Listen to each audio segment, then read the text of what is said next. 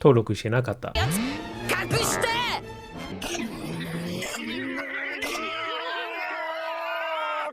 Card Kaizoku. This video is brought to you by Nengarden. To celebrate their 1-year anniversary, they're thanking fans with a huge sale. Plus, you can use code CARDKaizoku at checkout for an extra 5% off your order. This video is brought to you by Adakai TCG. Shop the latest in premium holographic textured custom One Piece cards. Designed for collectors, crafted to stand out.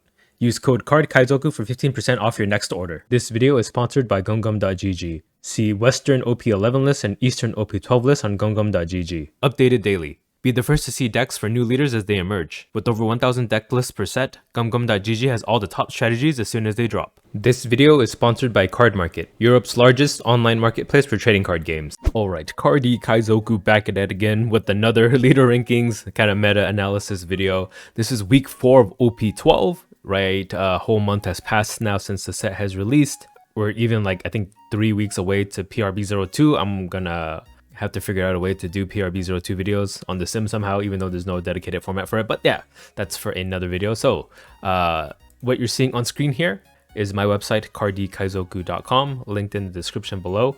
And this particular page is the leader rankings page. So this, depending on the filter you choose, on the top right here, shows you different formats and different types of lobbies that these stats are for. So in this particular video, we're going to be taking a look at the Western format for the last week, private games only. I'm looking at private games just because most of the private games are ranked games. So this is my only way to kind of approximate which games are ranked or not. And yeah, it follows the trend pretty closely, I would have to say. So yeah, this is our week 4 stats here. Now we're going to go over the rankings and we're going to take a look at some of the leaders individually, look at their matchup stats and then some of the deck lists for them. Since this is like the 4th week we've been doing this, we've seen a lot of the meta decks already. Let's take a look at some off-meta decks for a change in this video. But yeah, so for the last week, the number 1 deck is still Bonnie, followed by Blue Purple Luffy, followed by Rayleigh. So that hasn't changed. This is probably what's going to remain the top 3 for the rest of the meta. PRB02 might change some things up, right? Smoker does get a buff, but Zoro went up 1 spot to 4th, Enel went down, so I guess they swapped there.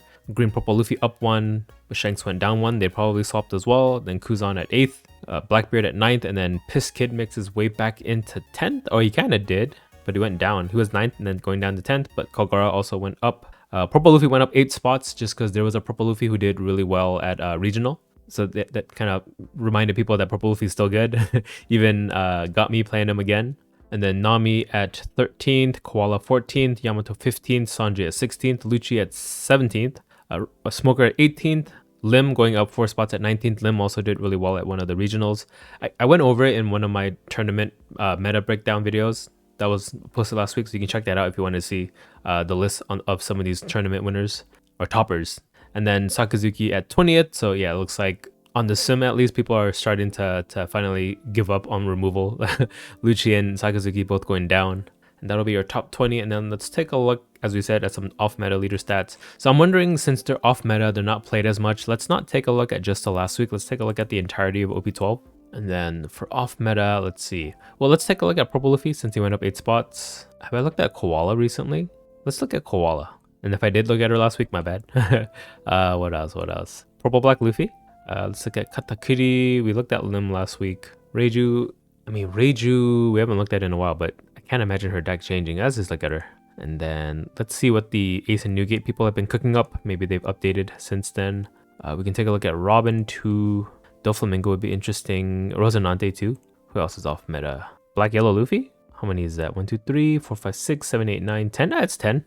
That's enough, right? So let's take a look at these stats. So for the entire, well, actually for Purple Luffy, since he went up 8 spots in the last week, let's take a look at the last week stats for him. So yeah, going first win rate of 57.9, going second of 45, raw win rate of 52, and has a play rate of 1.79. That went up a lot. And then here are his matchups down below here. So he's good into decks like Kagura, Nami, Sanji, Koala, Kuzan, Kid, and Enel. Loses to Shanks, Bonnie, Lucci, but Lucci, as we saw, is getting less popular by the week, but also slightly unfavorable into Rayleigh, which is unfortunate. Rayleigh, I think, has been one of the most popular decks along with Zoro, but Zoro, if we happen to go first, we actually do well into him. So yeah, actually not too bad of a matchup spread, right? Unfortunately, like losing to Bonnie and Rayleigh is bad, but you're good into green purple. blue purple, and then not too bad into Zoro, not too shabby there. So that gives you a pretty good meta spread, right? There's not going to be one deck that's good into everything. That deck has got nerfed. The blue purple Luffy is who I'm mentioning there. And then starting hand analysis. So these are the most kept hands in a purple Luffy match. Then down here are his most common curves. So depending on if you're going first or second, it looks like you just ramp to 8 cost Katakuri. Yeah, 8 cost Katakuri, and then your rush Luffys and Linlins if you need it. So let's take a look at the deck list. I'm pretty sure the top overall deck list is going to be the one that we saw from I believe Joshua Alcock from the regionals. So yeah, I break it down into 4 categories here. Top overall, most piloted, most played, hidden gem. Probably might get tired of me explaining them every week, so if you guys want to know what they are, check last week's meta analysis video. We'll just skip right past it this time. But yeah, we'll take a look at the top overall list. Here are the matchups for that deck. There's 896 games to pull this matchup spread from, so pretty confident in these matchups here. 131 people played this deck, 52.3% win rate. Let's open it up in the deck builder so we can check the price. The price of the deck is 195, not bad. And yeah, this looks exactly like Joshua's deck list. I know because it's I had a purple Luffy video up kind of like the same week as at regionals. Coincidentally, our ratios are almost exactly the same, except I run 3 of this 9 cost Luffy in place of one of the Sanjis, but he runs 4 Sanjis. So yeah, I feel like coincidentally, scarily enough, we were almost pretty spot on with our deck list, and this one topped pretty well at was it Auckland regionals? I forgot. You can check the meta analysis video for that. But yeah, purple Luffy still great, being that he's the only purple leader at the moment that is meta enough to run Katakuri and Linlin, because blue purple Luffy lost access to it. So move on to Koala. So Koala for the entirety of OP12, because if not, there's not going to be too many games to pull from. So since the beginning of OP12 format on the sim, 12,000 games to look at. As a going first win rate of 39.37, second of 52.9, giving her a raw win rate of 47.76. So what is she good into? Good into removal decks, of course, because all of her characters get additional costs, making it harder to KO. So good into Lucci, good into Sakazuki, good into Enel. Enel, I guess when he plays a big character and you make him take a life via your leader ability, his leader ability doesn't activate, right? Because it only activates on the opponent's turn. So if he plays a character and loses a life on his own turn, his leader ability just goes out the window, funnily enough. Good into Nami, I guess, also for the same reasons, right? Nami can't tank up and turtle if you're making her take life, but she runs so many blockers, I don't know. Oh, but since her hand size gets so big, that Robin probably really hurts her a lot too. Good into Blackbeard, because yeah, all your characters are really hard to KO, and then I think Blackbeard has shifted to more of a mid-range kind of KO kind of deck. Good into blue purple Luffy for the same reasons that it's good into Nami, right? They can't turtle. You make the blue purple Luffy take life, they'll go to 0 eventually. They run less blockers too even. Good into blue Kuzan, because blue Kuzan, his Garp plays make him take a life because of Koala's leader ability. I would assume that would make her really get into purple Luffy too, but I guess purple Luffy can just opt to not play Luffy Taro. Oh, but the Katakuri and Linlin make him take life, but Linlin will make him heal back, so I guess that's enough. Or maybe he just puts too much pressure.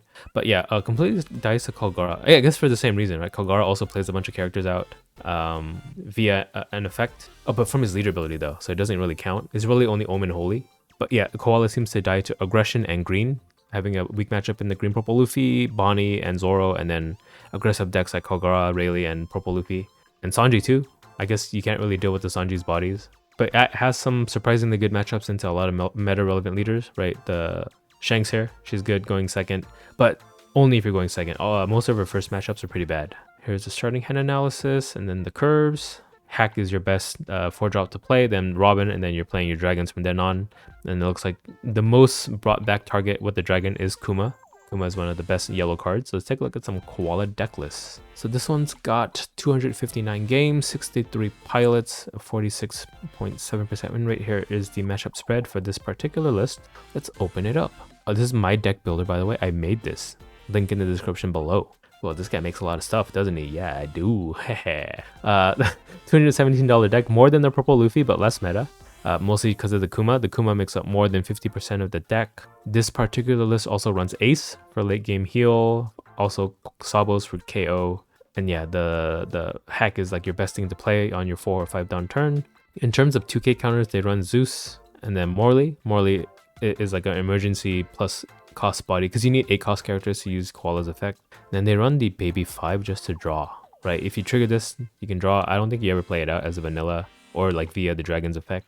Otherwise, you would play like a Revolutionary Army 2k counter that you can search, because that makes Morley your only searchable 2k counter in this deck. Only 2 Waxing Fists. I don't know. I always feel like this should be at least a 3 or 4 of. Right, these 4K counters for 1 that only work for specific archetypes. But in place of that, they run 4 Omegas just for that cheeky 1 extra life to survive and kill your opponent on the clapback. I don't know if this Karasu is worth it. I understand why it's in this deck because there's no better alternative, but like in a vacuum, this card kind of sucks because it doesn't do anything until your next turn.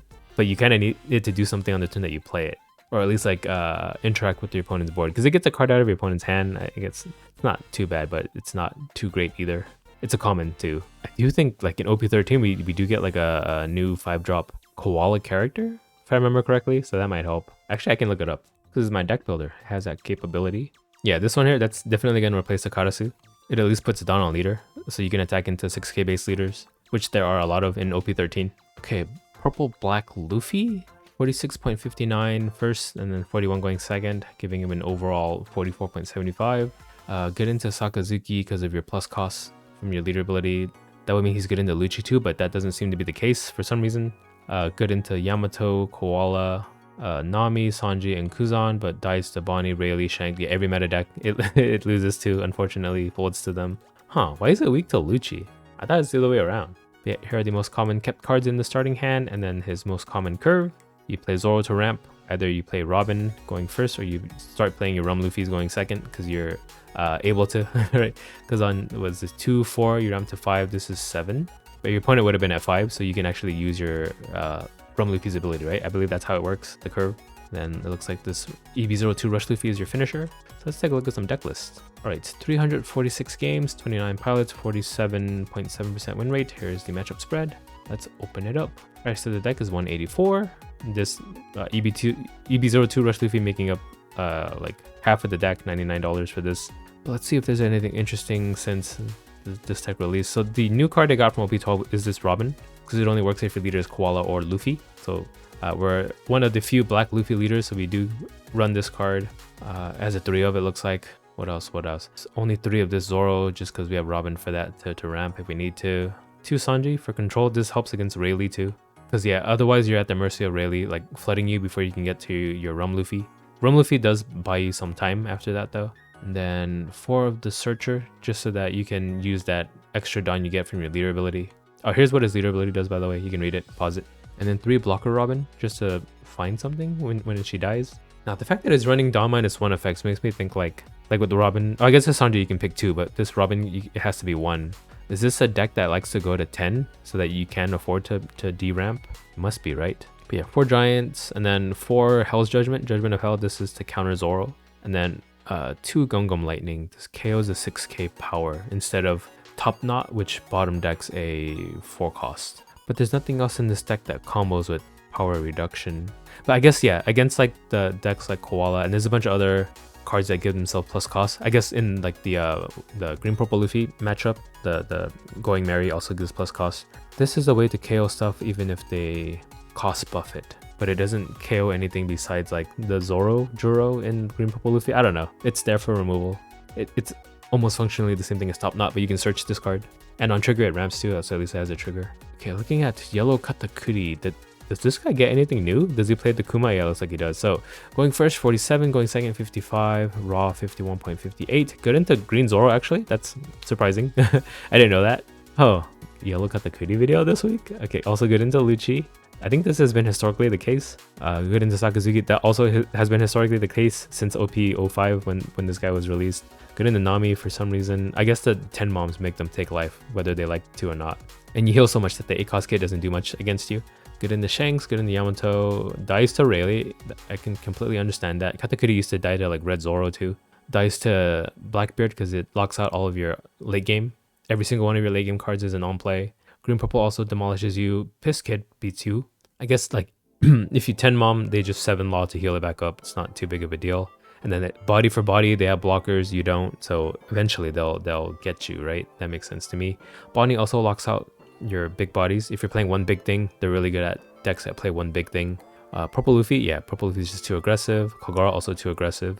Sanji, I guess, is too aggressive as well, I would have to assume. Starting hand, you want to auto keep your 10 cost big moms. At least that's how people are playing Katakuri here. Kikunojo's an auto keep too. Also the Kuma. Peros Pero not so much. That's interesting. The Searcher in the deck, I guess since he has to die, it's not that important. right? Instead of getting the searcher to find your 10 mom, just get your 10 mom. Here is the most common curve. So going first, putting Perospero, Kiku, Kuma, 8 kid, and then 10 mom, and then going second, it's putting Perospero, Kuma, mom. Right, this is 4 turns of healing here from turn 3 onward. Let's take a look at the deck list. Here's the matchup for this deck: 577 games, 55 pilots, 51.6% win rate. Hey, it's above 50. Price of the deck, I'm gonna assume is high because of the Kumas, 249. Why are yellow decks always so expensive but never like top meta? The sad fate of the deck. Okay, so it runs the Zeus for 2k, it runs 2 of the Onami for cheekiness and triggers, 2 Cracker, that's also very cheeky, and then also 2 Sanji for some cheeky. No 7 mom or even 6 mom. Like literally none of the cards from Katakuri's own starter deck make it into the deck. That's kind of funny. Right, what's the starter deck? 17? 18? 19? 20? 20. Okay, yeah, look. Literally none of these characters are in the deck. Not even the 2k? No, this Brule has to be, right? It's not? Not even Brule? Okay. So what are the 2ks? Bedge, Zeus, and Satori. That's wild. This starter deck might as well not have existed. The Hawkins, yeah, makes sense. Hawkins is pretty nice, annoying. Pretty much most decks, just like the yellow package is like Kikunojo, Hawkins, Kuma. I feel like half of the yellow decks all run those cards, and the Zeus too. And then for late game, 2 8-cost Katakuris, 2 8 kids, 10 or 4 10 moms, not 10 4 moms, or not 10 10 moms. That'd be crazy. And then 4 Omegas for some BS wins, rage quitting wins. But also you run 20 bricks, so this is a good card to have. Okay, that's Katakuri. Yeah, pretty much plays the same, except yeah, like the 7 mom slot is taken up by this Kuma now, which yeah, probably is better. Okay, let's look at Reiju for the entirety of OP12. So going first 46.9, going second 48, has a raw win rate of 47.9. His matchup, he's good into Sanji, good into her brother. Oh, spoilers? Wait, no, you should know that, right? They're both blue-purple. Good into Yamato, good into Sokka, good into Lucci. Is it just that the Ichiji is way too high costed to remove early, and then that 7k is just like unbeatable from that point on, and then they don't have the aggression, or the removal to stop the aggression? But yeah, loses to Blackbeard. Blackbeard shuts down her entire deck. Loses to Zoro, loses to Koala. I guess all of the siblings bringing out the suited up versions count for Koala's leader ability, so she has to trash a life whenever she does that. And then also dies to blue-purple, Enel, green-purple, Shanks. Pretty much the whole meta she's weak to, unfortunately. Dang, even though she's such an aggressive deck, that's how much power creep has gone on in this game. So the best keeps is the stage, and then the Searcher Sanji, and then the best siblings. Well, the main 2 siblings is Reiju and Ichiji, as we see here in the starting hands. And then here's the most common curve. So you play stage, you play Portia to get your Ichiji out, and then you just play as many Ichijis as you can. That's the most common card played. And then Reiju to refill your hand when you're low. So the most top overall deck list: 360 games, 46 pilots, 48.3% win rate. Here's the matchup spread. Let's open it up. Should be a cheap deck. Yeah, $23. What the heck? You just don't eat McDonald's twice and you can buy this deck. So anything spicy. Cosette, 1-cost blocker. I think this is included in the deck when it wasn't before. Only 1 judge. I think people used to run like 2 or 3, but just 1 seems to be enough now. Also 3 Gum Lightning for KO, and also Hell's Judgment to counter Zoro. But yeah, of the OP12, OP11 new Germa cards that were printed for the deck, this Reiju is the only one that made it in the deck in the end. It's the 2k counter that searches. So this gives you 8 Reijus to pick from. None of the other OP11 ones seem to be worth it, right? These blue ones here, not even this 2k is good enough to include in the deck. Not even the Ichiji. I guess, yeah, because of that, since you only have 2 siblings, so the judge isn't as like much of a value play. So one of just to essentially play an 8-drop and get a 7k rush, and then a +2 card draw with the Reiju is what that's for. What do they run in the 2k slot then? So it's the Sora at 3, Black Maria at 4 to recover all your Dawn. Then that leaves 4 more. Oh, yeah, I guess the Reiju. Okay, Ace and Newgate. Let's take a look at the last week only, just because I feel like some of the early deck lists for this deck were kind of trash. No offense to the Brewers here, but yeah, 41.7% win rate going first, 36.3 going second. I don't know why I said it that way. Raw win rate of 39.75. Good into Yamato, bad into everything else. Starting hand analysis, you want to keep the Izo or this Ace or this Atmos. Here's the most common curve. And let's take a look at the deck list. Okay, so 77 games, 36.4% win rate, 25 pilots, not too great at all. But has a higher win rate than this one, which has 101 games, but 27% win rate. Yeah, looks like, I don't know, just dead on arrival leader. just from the stats. I haven't really played too much of it myself. So here's the matchup spreads for this deck list. Now let's take a look at it. So $39 deck that performs worse than the Reiju. So take with that what you will. Now this one actually runs some late game. The ones we looked at last week didn't run anything higher than the Odin, but 2 Odins, 4 of the 9 beard. That lets you draw 2 cards. That's pretty good. Now the blocker one's much better from OP13. And then 2 tax beards, and then they're actually running the 4K counter, which is good. And then what's this one do? Reveal the top card of your deck. If it's a 9 or lower Whitebeard Pirates type card, you can play it, and it gains Rush. Okay, so you can play this 10 beard for a discount, and it gets Rush. This guy would get a double attack Rush. That's pretty good. That's about it, right? I guess Odin might be worth it, but nothing else seems to be what you want to play out with this. But you can set it up with your lead ability, because you can put a card in your hand back on top of your deck afterwards. What's the mid game look like? So 3 of the Undying Margot, who is a blocker. Oh no, this is not the Undying one. This is the rest of 4 drop. Is this the Undying one? Yeah. So if you trash a card from your hand, you can essentially save it from being KO'd. And then mid game is just Atmos, and then this Ace to combo out another 4 drop, and Jozu for control. Yeah. I think we mentioned it before, but the OP13 Ace is going to be much better. Right, the red and blue one. Where's he at? Red, right? Red. This guy here. Much better Ace leader. And then much better blue Whitebeard cards. Where's the good one? Here, 10 beard, this 10 beard blocker, and then you can draw 2 cards and trash a card from your hand, and then give up to like 4 Dawn between your leader and a character out. This Yamato is really good too. Okay, up next is Purple Yellow Robin. So 43.05% win rate going first, 39 going second, with a 41.51 raw win rate. Only 4,000 games played. Unfortunately, really low play rate. Good into Enel, just because Banish is really good into him. He doesn't get that extra resource from healing and then like taking that life every turn. You're actually like making him lose cards, unlike every other leader. But weak to everything else in the meta, unfortunately, especially Bonnie, whether you're going first or second. Starting hand analysis, so Olvia is kept for some reason, but Kuma, I think Kuma is the strategy here. As we mentioned, same with the Katakuri. It's like you play Kiku, you play Kuma, kind of what all the yellow decks have devolved into that don't have like their own identity like Enel does, or like Kagura, they have their own identity, right? So Gungam Giant, also the most kept card. That kind of shows how fragile this deck is. It needs this guaranteed or else you die. And the curve looks like play Pudding or Shirahoshi, play a 4/3 drop, and then Kumas every turn after that. So let's take a look at some deck lists. Okay, this one has 68 games, 38.2% play rate, or win rate, and then 19 pilots. Here's the matchup spread for this deck, so let's open it up. So $260 deck for such a weak deck, unfortunately, because of the Kuma. But there's actually quite a lot of expensive cards in this deck, right? Even this Luffy is expensive, and then the Katakuris are not too inexpensive either, right? 10 bucks each. 3 Onamis. Everything has to be a trigger in this deck. I guess not everything. The Sol is new from OP11. Yeah, the late game, they're not trigger cards. This is what you're going to have to hope to ramp into to stabilize. In a way, kind of like a purple Luffy deck with the 8-cost Katakuri and the 9-mom.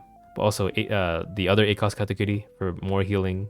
And then yeah, you have access to Kuma too for even more healing. It's a healing kind of deck. What does this Sol do again? If your leader is Nico Robin, if you have several more down cards and you feel you draw 2 cards. That's not bad. And then also runs 4 of the 2-cost Searcher. I don't know if... Is this good? Right, because if you're trying to search for your late game, why don't you just run the Pudding instead? The 1-cost Pudding? I guess this finds Kuma on top of that, but I don't know. I was never a fan of these 2-cost event searchers myself. Like, you can barely even justify the 1-cost searcher unless your leader can like utilize it, or another card in your deck utilizes it really well. And then 4 Oh My Gods, because yeah, every yellow deck has to be a jank deck that makes your opponent mad when you survive a turn that you weren't supposed to survive. Okay, that's Robin. At least the most played Robin deck list for the entirety of OP12 so far. Then Blue Doflamingo, so only 3,500 games, even less than the Robin. Going first 52, going second 46, Robin rate of 49.69. It's not bad, it's almost 50. Actually has some pretty decent good matchups. Good in Nami, Kid, Shanks, Blackbeard, good into Rayleigh, good into Yamato, good into Koala, dice to Enel, but that's always been the case. Dice to Blue Purple Luffy, dice to Lucci, that's always been the case. Dice to Bonnie, dice to Purple Luffy, that's new. Used to be the other way around, but I'm glad Purple Luffy has got his comeuppance. This is like one of my most hated matchups when Purple Luffy was like top meta, and I used to play Purple Luffy. And then also dice to Zoro, but you seem to have a fighting chance going first, so that's a good sign. Most kept starting hand is your Rearrangers, like your Perona, and then Sengoku to search, and then your Teach to set up. Here is the most common curve, so let's take a look at some deck lists. So 132 games, 56.8% win rate, that's pretty high. And then 27 pilots. Here's the matchup spread, so let's open it up. Okay, so $50 deck, he's become insanely cheap. So I have a feeling I've seen this deck list before. It might be Wimmy's deck list that like she posted, and then since she's pretty popular on X, a lot of people in net deck. And yeah, I think she has the reps in with this leader to justify having a deck list worth copying. So 2 law blockers. Everything else is the same. This is Doflamingo as he's always been. Nothing new. He got nothing new in OP11 or 12, right? That's probably why. Even if he wanted to change, he didn't have much options to switch. 3 Jozu. Yeah, everything else. Without the Jinbei, what's new? I guess you had the 2 blockers here. Plus the Jozus make it back in the deck. And then for removal, 2 grab blades, 2 red rocks, and then 1 unblockable. Okay. I wonder in OP13, wasn't there some new 7 warlords? This Boa, is this good? No, it's only for Boa Hancock. It might have been in EB03 then. I remember there was like some 7 warlord support, but... Oh wait, I have EB03 cards in my deck builder. Oh no, it's not. I must be tripping. I could have sworn there was like a new Boa card. PRB02? Oh, this is a Jinbei. That might be a small buff for the deck. What? I could have sworn there was like a Boa. Oh, it's yellow. Okay, never mind. Scratch that. Editor, cut that part out so I don't sound crazy. Alright, Rosinante. 3,566 games for the entirety of OP12 on the sim, in private games at least. And then going first rate of 45.81, going second at 50.5, raw win rate of 47.95. And then here are his matchup spreads below. So good into green purple, good into Bonnie. Oh, like completely demolishes other green decks, it looks like. He's the green killer, being green himself, but dies to removal. Sakazuki and Lucci dies to Shanks, which is kind of a removal deck as well. And then dice all the leaders that poop out too many bodies. And then here's his starting hand analysis. Now there could be so many varying Rosinante lists that these stats might be muddied by how many different builds there are for the deck. But it looks like Sugar is kept in 45% of the games. Then Cavendish as well, and then here's the curve. So you're just kind of curving to your 9-cost Shanks in the late game. Okay, let's take a look at some deck lists. So this one, 159 games, 49% win rate, 31 pilots. Here's the matchup spread. Let's take a look at it. So I know Atrocious Jake, shout out Atrocious Jake, is also a Copra of this deck. This could be his list, I don't know. But sorry if I'm leaking your sauce. Okay, so $137 for this deck. Yeah, here's the 4 Sugars, 4 Rosinantes, because you are Rosinante. 3 Koshiros, so many like chump blockers in this deck. Also Duval. Oh, it's an 8-cost kid deck, that's why. Right, you play this guy out, you protect them. Koshiro doesn't protect them though, but Rosinante does. And then this pudding can bounce back to your hand. Okay, cool. What's that for though? And then Tishigi for protection. Mihawk to cheat out, I guess Ivankov? And that lets you play another 2-drop from the top of your deck. I don't know. And then 1 pudding and then 2 of the Sabo. This also protects characters. Well, only small characters, huh? So it's protecting your Cavendishes to keep drawing you cards, and Carrot to freeze and control. And of course, since you're green, you run Hody as a finisher, and then the Shanks for other late game decks. Yeah, kind of a mishmash of things here, but I guess it works. And then lastly, let's take a look at Black Yellow Luffy. So 2,242 games, 38% win rate going first, 38 going second, giving him a raw win rate of 38. I'm curious, in non-ranked games, is it any better? Slightly better, very slightly, but let's just bring it down to ranked where the people are like tryharding. Okay, so good into Lucci, which has historically been the case. That's why it like topped some tournaments when he was full power with 8-cost Gecko Moria. Also good in the Yamato for whatever reason, but dies to everything else, especially Bonnie, especially Blue Purple Luffy, especially everything actually. Starting hand, you want your Garps, and then the Punch Luffy seems to be like the best brother to bring out. Here is his most common curve. Let's take a look at some deck lists. So 116 games, 58.6% win rate. That's positive, really positive. 15 pilots. Okay. So yeah, everyone else playing the game is bringing the stats down of the people who are playing this deck list. So everyone else got to step it up. I guess we identified like a good deck list. It's just that the pilots haven't caught up to the level of these 15 people here. So let's take a look at the deck list here. And then deck is $121. Yeah, it's a complicated deck too. Especially now that he doesn't have that brain dead 8-cost Gecko Moria way to just come back. You actually have to like plan out how you survive and use your leader ability. So what's new in the deck? There's a couple new Sabos, right? There's this new Sabo from OP12. It's kind of like a Flampe and a blocker. And you have Flampe too. So yeah, these just help you get to 0 so you can use your leader ability much easier. Like your opponent can't starve you. 2 Shirahoshis and 2 Kuzans. This is just a combo with this Egghead Luffy to pop like essentially an 8-cost, right? That's pretty relevant. A bunch of the strong cards in the meta are 8-cost or lower, so you'll hit most things. It's only 2 of the blocker. This is surprisingly new. I guess this Sabo is much better. I guess that makes sense because removal isn't as prevalent in the game anymore. So just 2 of this for like tech essentially. And then 2 of the Sanji, which is just a blocker you can play. Oh, even only 2 of the 2-cost Sabo. That's interesting, right? Only 2 Sabos, but like 6 Sabo targets. Meanwhile, 3 Aces, but 3 Rush targets. I wonder why that ratio is that way. And then 4 Luffys for the 8 targets. Yeah, why is Sabo so low? Actually, this 2 counters a Sabo too. So it's 2 Sabos for 8 targets. Is that right? I don't know. I guess Sabo isn't as important anymore. I always thought he was like the best card in the deck. What does this guy even do? Oh, okay. So also another way to make you take life. It buffs himself for 1k. So yeah, with Flampe, this Sabo, and this Sabo, there's no way for your opponent to starve you anymore. So it guarantees your leader ability. Lupin pretty early. Only 2 of the Event Searcher. Yeah, this is definitely different from the way he used to be. Zeus also makes you take life. There's so many ways to take life, your own life. Yeah, so a lot of his problems have been alleviated. I think if he had all this plus Akos Kekomoria, it would have been way too strong, right? Way too good. But he gets like a mini one in, is it PRB 02? This Ace kinda plays a 2 cost from your trash. So, Black Yellow Luffy might come back into meta then, right? I feel like it could be a strong deck, especially since it's shying away from like the 5 cost blocker Sabo. That's yet to be seen. I guess we'll see. And I think that's everything we wanted to look at, right? Yeah, that's all the tabs I had open. So yeah, that is your meta analysis for the week. Week 4, we looked at off meta decks only. I'll return to meta decks next week. I just wanted to change it up for a change. I couldn't think of another word. But yeah, let me know what you guys thought. Any feedback would be appreciated. If there's a leader I didn't go over, do you want me to go over next week? Let me know in the comments below. Otherwise, you're gonna have to wait for me to just happen to be curious about it. Or if you want to look at these stats yourself, it's available on my website, cardkaizoku.com, linked in the description below. Subscribe to my channel if you're not already subscribed, and I guess I'll check you guys in the next one. Bye! Card Kaizoku.